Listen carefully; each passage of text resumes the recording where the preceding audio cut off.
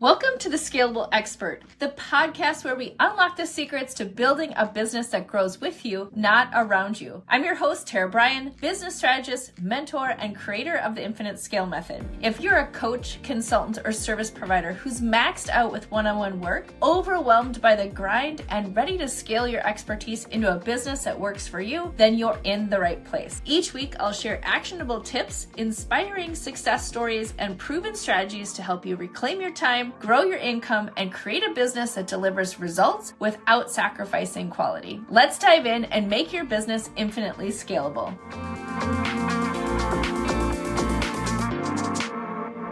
Hey everybody, welcome to the podcast.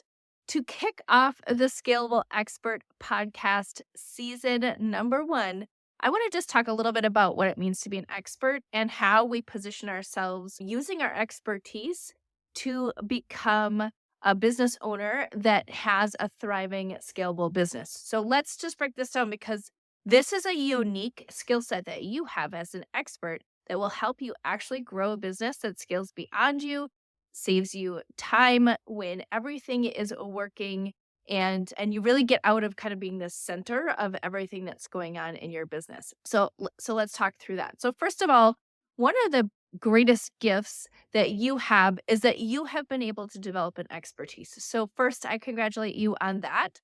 Whether or not it is what you have been doing in your career, whatever that looked like before, you've built that expertise within the business that you have created, maybe it's an agency model, a service model, or you're just have a passion for something and you want to help other people with it. So however you have developed your expertise, I just applaud you for not only developing that expertise, putting the reps in to get really good at whatever it is that you are an expert in, but you also have seen the value of how your expertise can help other people. So kudos to you, because that is the first step.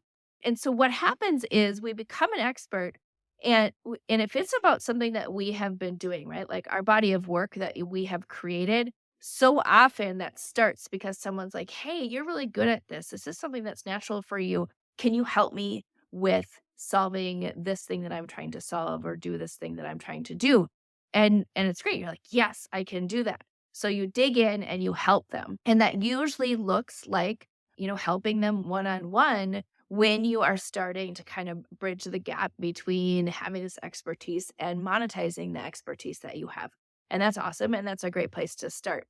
The problem comes into play when you're a really good expert, right? Like you're really good at what you do. And so you're drawing more and more people to you so that you have a lot of people who are coming in, a lot of people who want your expertise. And that is where the challenge starts to happen, is that you are helping so many people or trying to help so many people that you're maxed out and you don't have any more capacity and you don't have any more time. So the question becomes, how do you help more people without maxing out your time, right? You love what you do. You love that you are an expert and that you can help people with it. But you've kind of gotten to that place where you're like, okay, this is great, but now what's the next step? And I'm going to tell you that this is the path that I traveled. And I got to that point and I was like, okay, well, guess what? Everyone is telling me that the next step is to build an agency with employees, and then I'm going to own the business and lead all these people and keep doing the thing. And there's a huge shift from being the expert to being able to build a business around your expertise. So if you're in that place, you know what I'm talking about. If you've passed that place, you also know what I'm talking about. But if you haven't gone there yet, you have to go through the shift. Identify for yourself, do you love to do the work? Do you want to keep doing the work? Or do you want to build a business by having other people do the work and then you're kind of leading and managing the work, where honestly you start having to add different skills into your skill set, which means you may not actually be doing that thing that you're an expert at anymore, because now you're kind of operating at a different level. And so that's the first point, is just really identify it. What do you like? What do you not like? What do you want to be doing? What do you not want to be doing? And can you use your expertise as kind of that starting point? So that's the direction that I went. Is I was like, great, like I'm gonna own an agency, I'm gonna grow this agency. I'm super passionate about what we do, and I'm gonna have a lot of other people be doing it. And that worked for a while until it didn't. But that was the first sort of look at how to take your expertise and scale it into a business. But there's another way, which is really looking at like, look at your proprietary approach for how you do something. So within every industry, there's sort of a set of rules or guidelines that people follow, especially when they're new. So there's like a model or methodology for how things work, right? Like a kind of a step-by-step path in most industries. So if you go and look at marketing, marketing has an approach, sales has an approach, design has an approach. Everybody, project management has an approach, right? So there's kind of ways that when you're getting started, you sort of take somebody else's framework and then you start working on that framework. Well, when you become an expertise, you start to have your own way that you are doing the thing that you're doing. And whether it's defined or not, you have an approach that you're using that's unique to you. It's why people are drawn to you. It's why you have complete sort of control over your expertise, right? That makes you an expert. And so we call that your proprietary approach, right? That's your IP, your intellectual property. That's what you have sort of created in order to go out and help people. So if you're in that place where you're like, well, I'm kind of just using someone else's framework, I'm certified in somebody's approach, like that's great. That's a great place to start. But I guarantee that you have a unique view in terms of how to apply that framework. Or if you don't yet, keep working with people one-on-one until you've figured out like what's your unique way of delivering that process or that methodology, because it's there, I promise. And so you'll develop your own approach. So for example, in the agency model, we did a lot of instructional design for large corporations. And so what that is we would design and develop large online learning programs. And we would come in and we would kind of figure out like what is it that we need to create in order to teach people how to do the thing that they needed to have done. That's it. Instructional design in a nutshell. But in the instructional design space, there is a model. It's called the ADDIE model, and it's a traditional model. It's the one you learn in school. It's the one that everyone kind of starts with. And it's ADDIE. And so each one of those stands for, something like analysis and design and development, implementation and evaluation. The ADDIE model is the one that everyone follows when they are first in the space. And then there's been a number of people over the years who have sort of created their own iteration of the model. So now there's a SAM model, there's a Llama model, there's just different approaches, but basically it's underlining like you're starting with kind of an analysis, right? Like kind of trying to figure out what the problem is, and then you're evaluating whether or not you have been able to solve the problem. So if you kind of look at like every single approach out there, it kind of starts there, and then there's some stuff in the middle, and then there's an outcome. Again, there's one for marketing, there's one for project management, there's one for sales. Everyone has a model that they're following. And so when we were in the agency, I was like, okay, well, we kind of are using a lot of different approaches. We're using our own proprietary method that we know works for the work that we're doing, the unique way that we show up, and what our clients expect. And so our approach was the 5D model.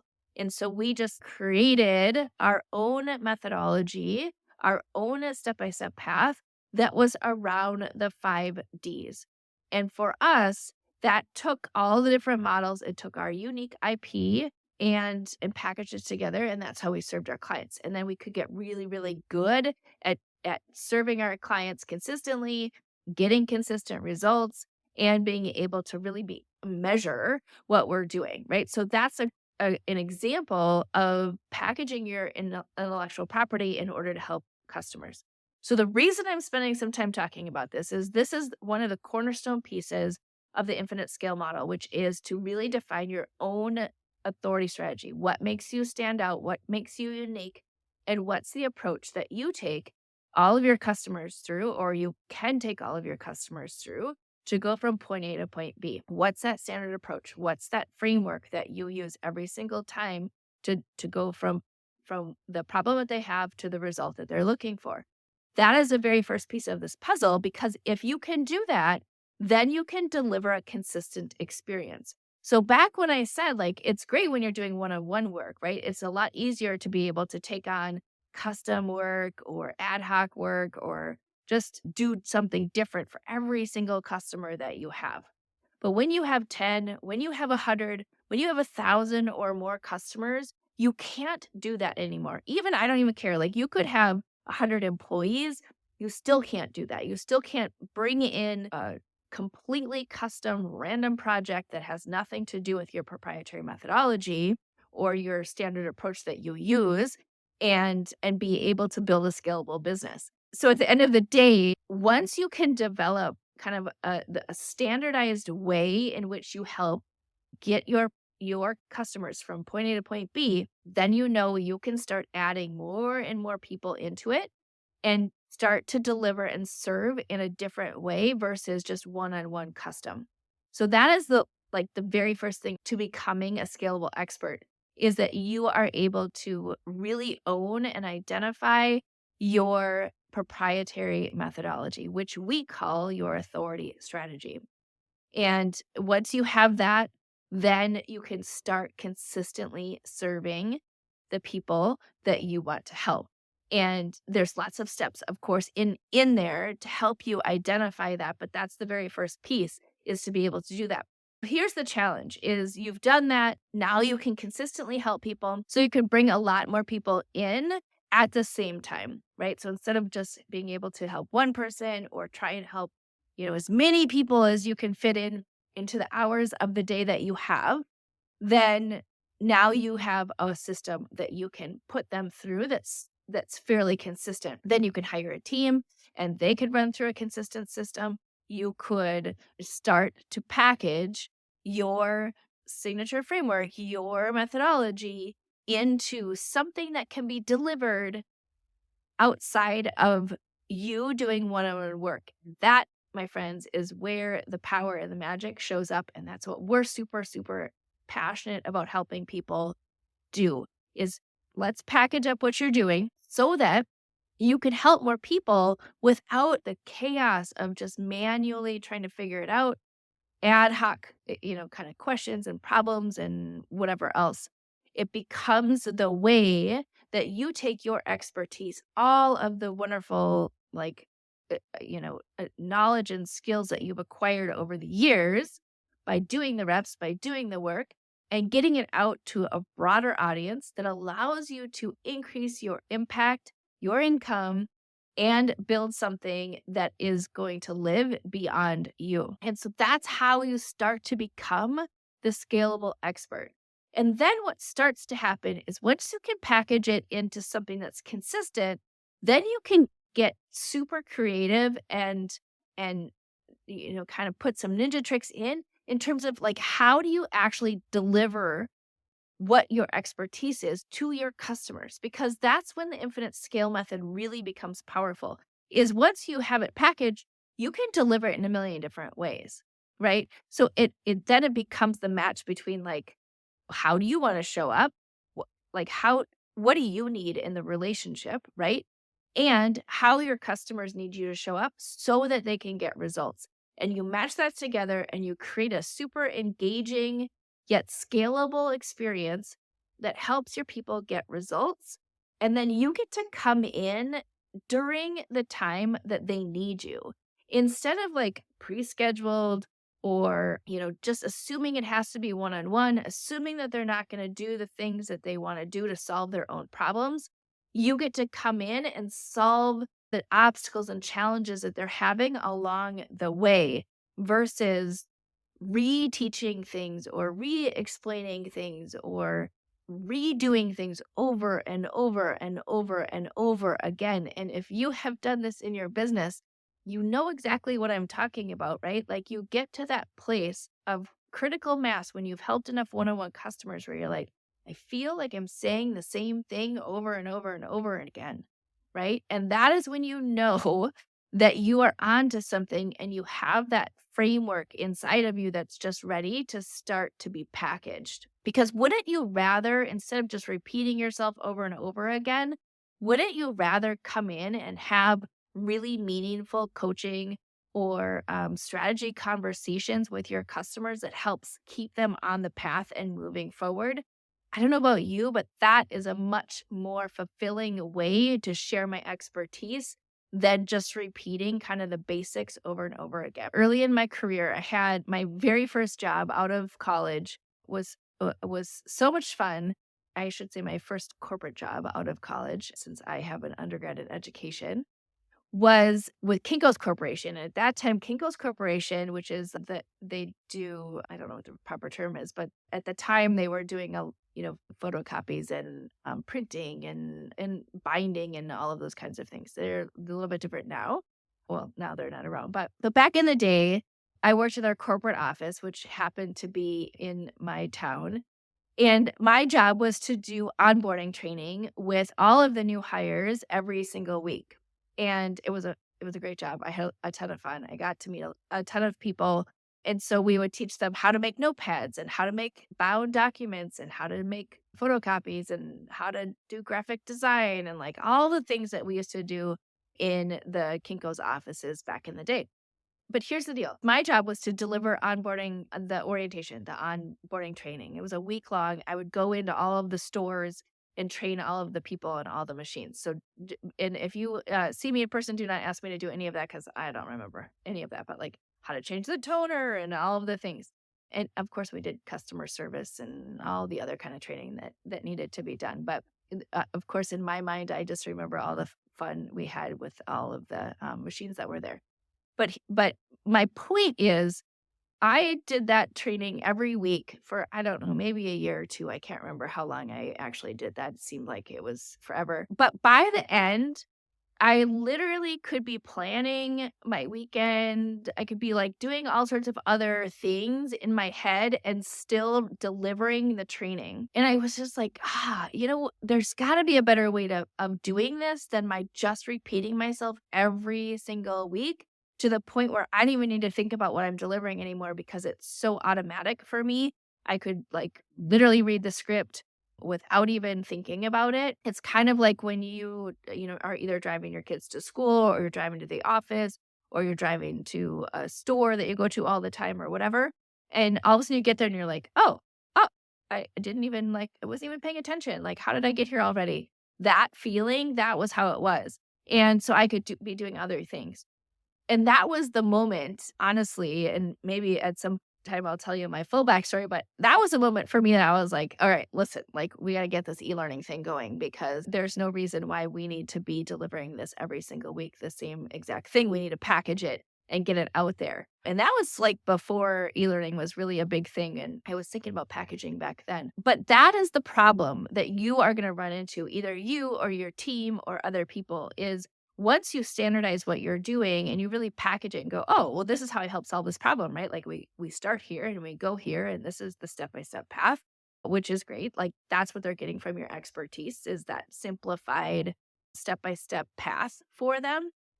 You're going to have that moment where you're like, oh my gosh, like I don't think I can deliver this again because it's the same thing, right? Like, especially those of us who are entrepreneurial in nature where we have a million different ideas. And that's when you know, like, that the power of packaging can do so much for you and your business that it unlocks unlimited potential for how you can scale. So you can do a book, you can do a kind of a worksheet or a workbook or a kit or something like where it's all kind of packaged with templates and all the different things.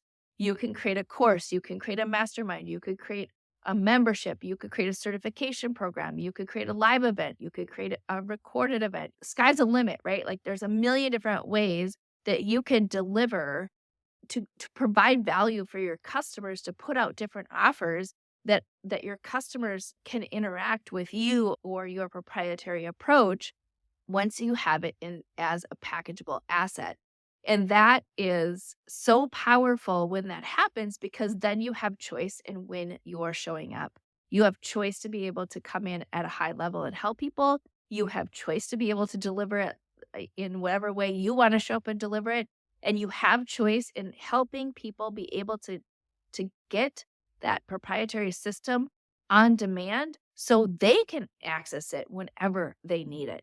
And that is when, instead of creating like random offers or different things that are going on all over your business, you are starting with your proprietary approach, packaging it, and then that's how you are growing, is by offering it in different ways.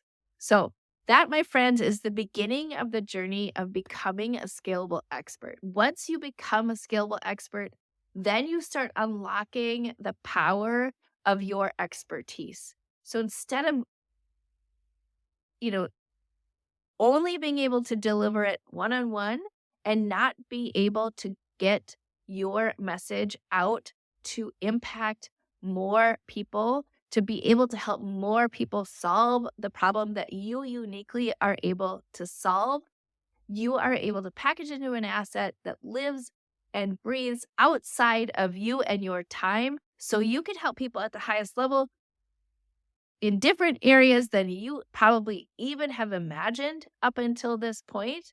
And it puts you in a position where your expertise becomes scalable. So I welcome you in. Hopefully, this is something that you start to think about, like, how do I do this? How do I show up as an expert and scale a business that not only provides you with the income that you want, the impact that you want, but also gives you a little bit of time to reap the rewards of all of the work that you have put into becoming an expert. There you go, my friends. Until next time, enjoy working on how do you package your expertise. If you love this episode, I would love it if you were to give it a review, share it with your friends, and check out all of the other resources that we have for you out on TaraLBryan.com. All right, take care.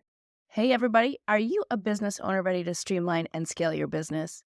Imagine solving the biggest business challenges with clarity, a strategy, and a clear plan. Hey, I'm Tara Bryan, and I want to invite you to take the first step towards transforming your business with a free 30-minute discovery call. This call is an opportunity to discuss your goals, identify key challenges, and learn how my mentorship program can help you achieve the success you're aiming for. In just a half hour, we'll explore how you can scale your business by enhancing your authority strategy, engagement strategy, and retention strategy. You'll get personalized advice and a clear path forward. Ready to take the first step? Click on the link below that's in the show notes to book your free discovery call now. I hope to talk to you soon.